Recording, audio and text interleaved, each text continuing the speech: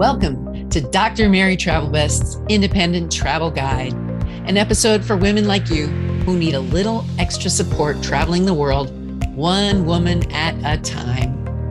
This podcast is sponsored by Sun Marketing, doing advertising and marketing in San Diego since 1993. I've been traveling independently, and I'll soon be releasing a second guidebook on the independent travel steps. So please share this podcast with your parents, loved ones, and future travelers so you can make their trips the very best, like Travelbest. In this episode, the FAQ is, how can I feel safe when I travel to a new place? This special topic is about fishing in Alaska. The lesson learned is don't get seasick, and the travel tip is on space travel. Now for the FAQ. How can I feel safe when I travel to a new place? I get an uneasy feeling when I visit somewhere I've never been before. And the answer is feeling safe and protected is a part of why I have this podcast for independent travelers, and especially women who travel or want to travel. I researched through a survey of the listeners, and this is what you are most concerned about. The levels or steps of travel is what you should consider before you set out, and it's part of your planning process. That is, you start at the first level of travel and work toward higher levels. Level 1 is for beginners, and if that's you, start there. Expect to practice and get more experience at the level where you are before you step into the next stage of travel. If you don't feel safe, your trip won't be what you expect. So follow good guidance and prepare ahead of time.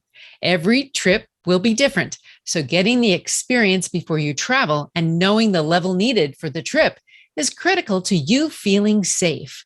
My next travel book will be focused on this, so stay tuned.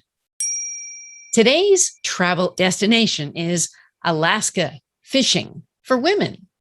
I've been fishing in Alaska since 1993, and I've been lucky to catch a 125-pound halibut, several rockfish, and enjoyed my independent travels around the outdoors, also as a hiker throughout the state.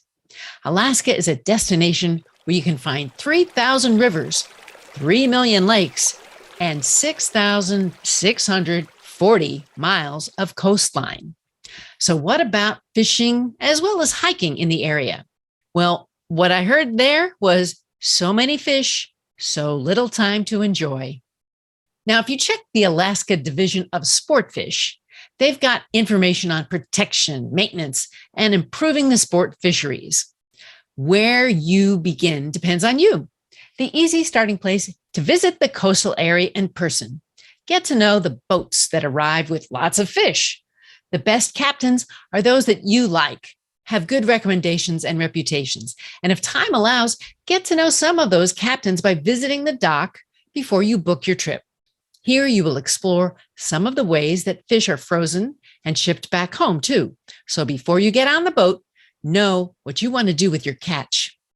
Now, you can cook them up at your local restaurant and eat them tonight, or freeze and pick them up on the way to the airport and have them shipped frozen on your plane.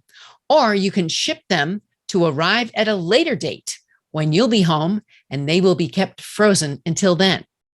So it's all about a good captain for your trip, and that's going to make it more likely for you to catch fish. So it's up to you to decide how much do you want to bring home. You most likely will pay an extra fee to ship your boxes of frozen fish on the plane. However, that's a small fee compared to what you would have to pay to mail it home.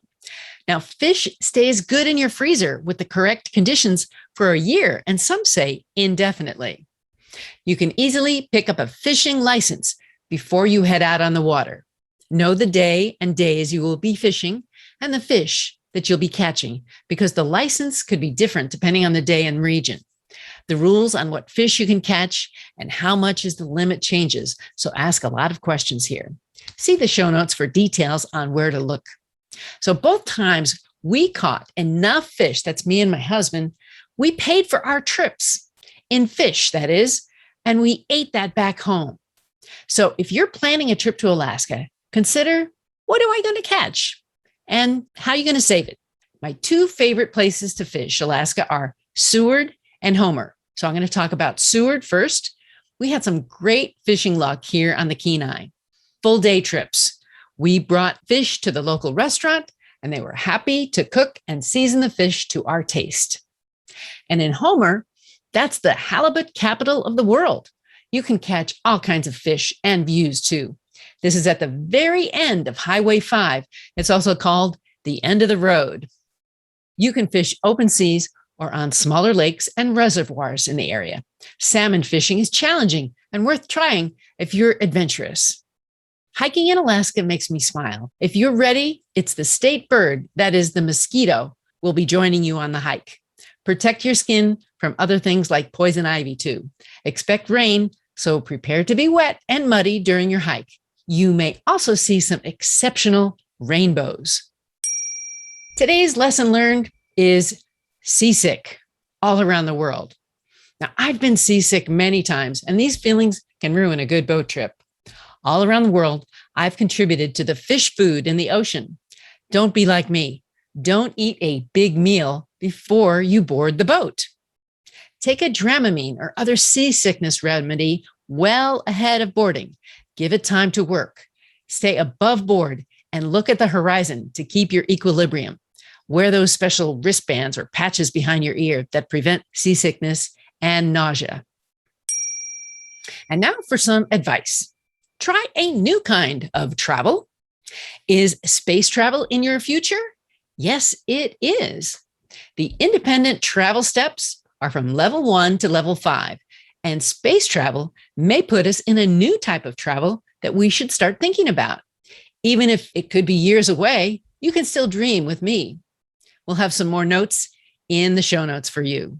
So thanks for listening to this edition of the world's first guide to independent travel with Dr. Mary Travelbest. You can send your questions to my Twitter, blog, or other social media, and maybe you'll see your tips in the next book.